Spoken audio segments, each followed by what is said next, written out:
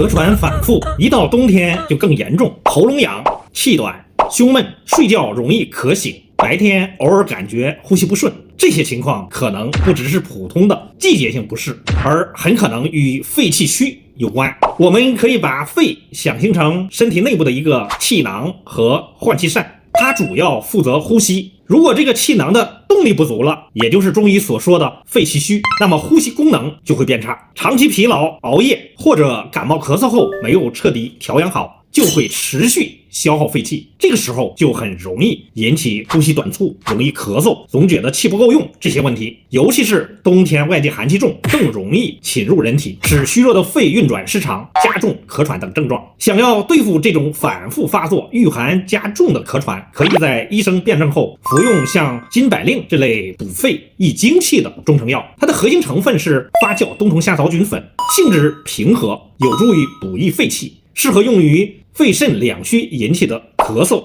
气喘、咳血、腰酸背痛等症状及慢性支气管炎的辅助治疗。除此之外，日常生活中也可以通过2个简单方法来帮助改善。第一，练习深长呼吸，每天抽出几分钟，安静坐着，有意识的把呼吸放慢、加深、拉长，这就想给肺这个气囊做温和的锻炼，有助于增强它的收缩力和功能。第二，重点保暖，避免受凉，尤其要保护好背、颈部和胸口，防止寒气直接侵袭。冬季出门戴好围巾，穿够衣服，帮助改善肺气虚的状态，缓解由此引起的反复咳喘与呼吸不畅问题。您学会了吗？